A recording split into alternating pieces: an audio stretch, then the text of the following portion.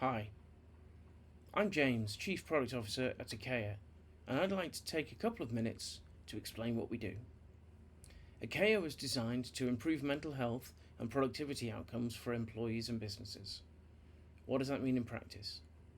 Well, if we take news media for instance, in many cases it is overly negative, with the majority of stories focused on wars, conflicts, health scares, increasingly partisan politics, disputes, etc.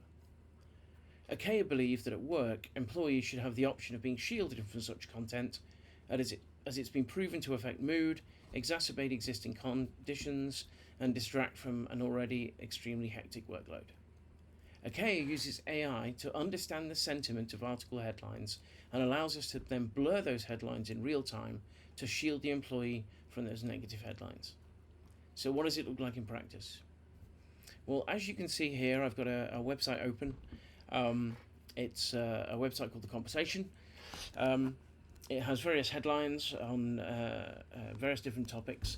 But as you can see, you've got a banner at the top saying that it's being filtered by akeia. I've got a couple of options which I will talk through a little bit later. But what we've done is go through and apply scores to each of the stories here. Now, in practice, we probably wouldn't have positive scores or zero, for instance. It would be more than negative scores. Now, what do they look like? Well, in this case, as you can see, I've blurred an article here, which is classified as war and conflict. It's got a score. And basically, the content behind this is something that I probably wouldn't necessarily want to see at work if I wanted to concentrate on my day-to-day. So, if I really wanted to see that, an option would be, for instance, to click Reveal Content. Now, in this case, I can see that the content is, could the war in Ukraine bring political change to Russia? Obviously, that's focusing on the war that's ongoing in Ukraine at the moment. Obviously, I could be checking that content on my phone if I really wanted to look at negative sentiment content. But the idea is that at work, on a work machine, I want to be I want to be protected from seeing that sort of content.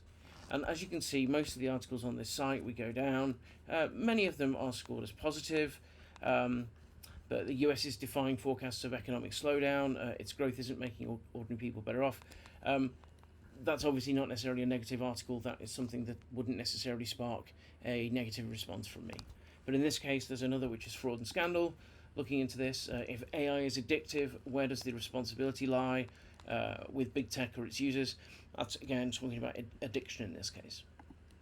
Now, obviously, we don't just work on individual sites. We have a number that we can demonstrate. But in this case, I'm going to open a second one. Now, in this case, you'll see that there's a lot more content that is filtered because the site itself is investigative journalism, but obviously it's looking into quite difficult content. So in this case, the top headline here is quite negative.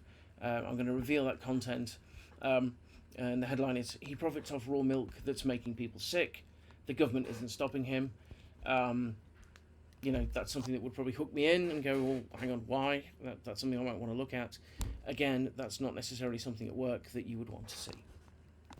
Final couple of things to touch on here. In this case, in the banner, you'll notice we have things like reveal on and reasons on. These were just ways of saying, like, for instance, if we wanted control, we could simply turn off the ability to reveal, and now I can't actually reveal that content.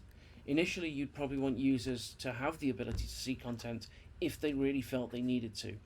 But what we're thinking is, over time, that as people start to trust the system, they'll realise that they don't necessarily need to see the negative sentiment, and in fact, why would you want to continue seeing that content at work? The second thing is the tooltips, which we just had sort of filtered due to references of death, injury, or serious personal harm.